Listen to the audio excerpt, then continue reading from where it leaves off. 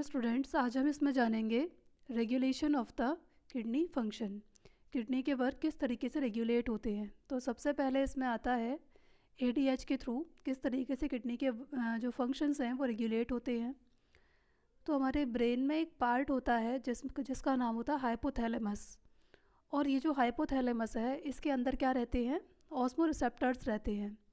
और ये osmo receptors activate होते हैं, बट कब एक्टिवेट होते हैं, जब हमारी बॉडी के अंदर आयोनिक कॉन्सेंट्रेशन या फिर हमारी बॉडी के अंदर जो फ्लूइड वॉल्यूम है वो, या फिर हमारा जो ब्लड वॉल्यूम है वो चेंज होता है, तब ये क्या होते हैं, ऑटोमेटिकली एक्टिवेट हो जाते हैं।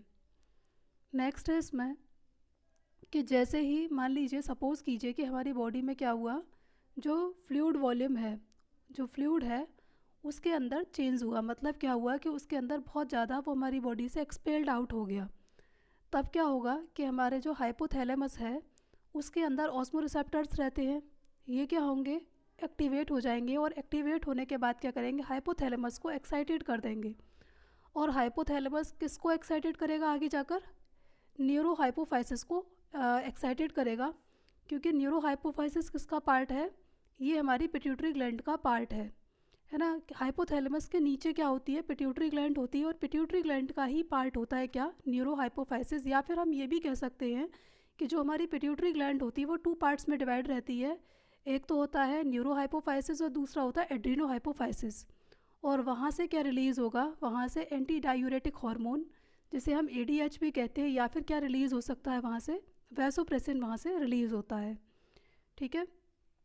अब ये जो हमारा एडीएच हार्मोन है, ये जो एडीएच हार्मोन है ये क्या करेगा, ये यहाँ पर हमारी जो डीसीटी पार्ट होता है, आप लोगों को याद होगा कि हमने नेफ्रॉन का डायग्राम बनाकर दिखाया था। और उसके अंदर जो हमारी ट्यूबल्स थी उनके अंदर एक पार्ट था जिसका नाम था डिस्टल कॉन्वोल्यूटेड ट्यूबल्स। तो वहाँ से वाटर को ये क्या करेगा, रीएब्जॉर्व कर लेगा। ठीक है ना, ये वाटर को क्या करेगा, रीएब्जॉर्व कर लेगा, जिसकी वजह से हमारी बॉडी में क्या प्रिवेंट हो जाएगा, डाईयूरेसिस प्रिवेंट हो जाएगा। ठीक है ना। अब नेक्स्ट है यहाँ पर, इसके बाद क्या होता है, an increase in body fluid volume. जैसे ही हमारी बॉडी फ्लूइड वॉल्यूम बढ़ जाता है तब क्या होगा कि जो ऑस्मो रिसेप्टर्स हमारे हाइपोथैलेमस के अंदर हैं वो क्या हो जाएंगे, स्विच ऑफ हो जाते हैं, मतलब बंद हो जाते हैं। और इनके बंद होते ही क्या होगा कि जो एडीएच हार्मोन रिलीज़ हो रहा था हमारे न्यूरो हाइपोफाइसिस से, किसके कहने पर रिलीज़ हो रहा था, हाइपोथैलेमस के कहने पर रिलीज़ हो रहा था, वो क्या हो जाएगा, सप्रेस हो जाएगा। और ADH also constrict the afferent renal arteriole in increase the blood pressure in the other hand to maintain the GFR।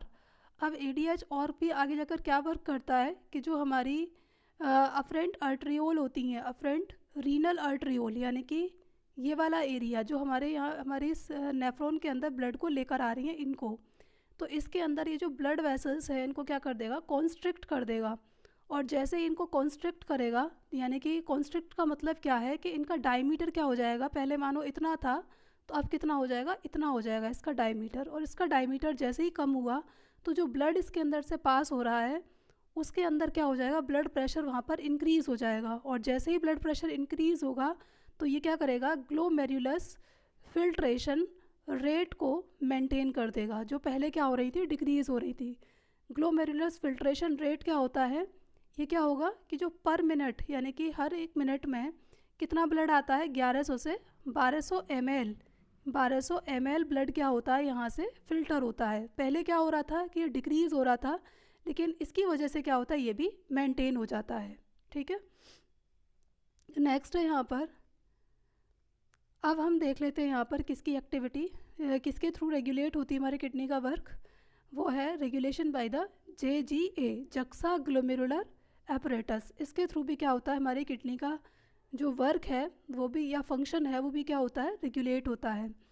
ये क्या करता है कि जैसे ही हमारे जो मतलब जो फिल्ट्रेशन रेट है वो जैसे ही डाउन होता है तो यहाँ पर क्या होगा कि JGA यानी कि जक्सा ग्लोमेरुलस एपरेटस या फिर जक्सा ग्लोमेरुलस सेल्स, ये क्या करती हैं, ये रिलीज़ करती हैं किसको, रेनिन को रिलीज़ करती हैं। बताया था कि जक्सा ग्लोमेरुलस सेल्स कहाँ पर लोकेटेड होती हैं, ये एक तो DCT वाले पार्ट में लोकेटेड होती हैं। कहाँ होती हैं, DCT पार्ट में लोकेटेड होती हैं, और दूसरा कहाँ लोकेटेड होती हैं, जो हमारा ये जो है ग्लोमेरुलस वाला पार्ट होता है, वहाँ पर भी ये सेल्स वहाँ पर लोकेटेड होती हैं। और उनसे क्या होगा, उनसे एक हार्मोन रिलीज़ होता है जिसका नाम क्या होता है, रेनिन।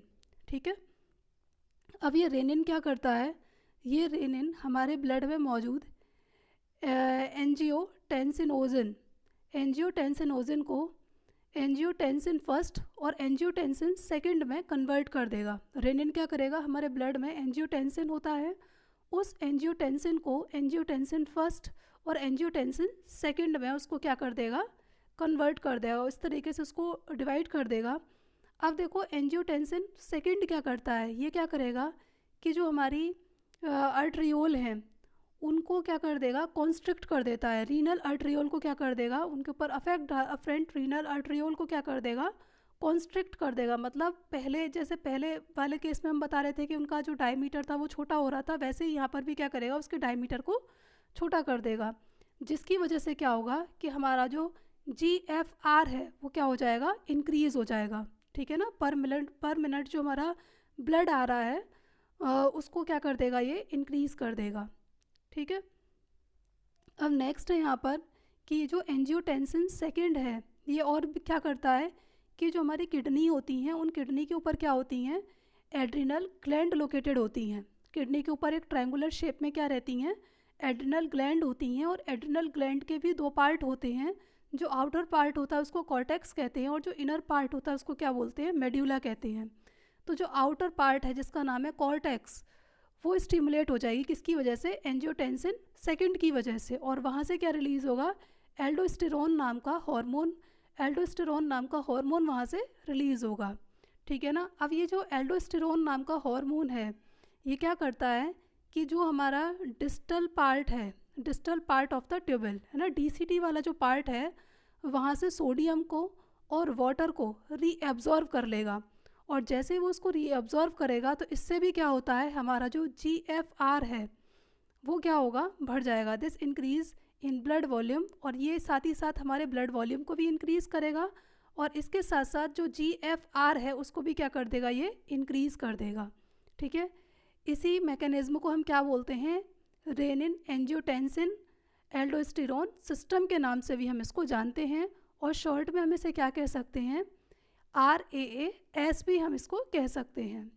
नेक्स्ट है यहाँ पर रेगुलेशन बाय ANF। ठीक है ना, ANF ये क्या है बेटा, ये यहाँ पर एक हार्मोन का नेम है, इसको बोलते हैं एट्रियल नेट्रीयूरेटिक फैक्टर, हम इसको कहते हैं। अब एट्रियल नेट्रीयूरेटिक फैक्टर ये कहाँ से रिलीज़ होता है, ये रिलीज़ होता है हमारे हार्ट से। और ये कब रिलीज़ होता है, ये जब रिलीज़ होगा जब इसकी वजह से, या कह सकते हैं जब RAAS की वजह से हमारे जो हार्ट का जो एट्रिया वाला रीजन है, यानी कि हमारे हार्ट में कितने चैम्बर होते हैं, 4 चैम्बर होते हैं, 2 एट्रिया होते हैं और 2 क्या होते हैं, वेंट्रिकल होते हैं। तो एट्रिया से ये वाला हार्मोन क्या होगा, रिलीज़ होगा, और किसकी वजह से होता है, RAAS की वजह से यहाँ पर रिलीज़ होगा। ठीक है, अब क्या होगा कि जो हमारा एट्रियल नेट्रीयूरेटिक फैक्टर है ये क्या है, ये एक तरीका का वैसो डायलेटर है, यानी कि हमारी जो वेसल्स हैं उनको डायलेट करने वाला है, यानी कि उनके डायमीटर को बढ़ाने वाला है। जैसे पहले क्या हो रहा था कि जो हमने इससे पहले वाली 2 एक्टिविटीज़ पढ़ी हैं उनमें क्या हो रहा था कि वेसल्स का डायमीटर क्या हो रहा था, छोटा हो रहा था, है ना, उसका डायमीटर कम हो रहा था, और कम होने की वजह से ब्लड प्रेशर वहाँ पर इंक्रीज़ हो रहा था।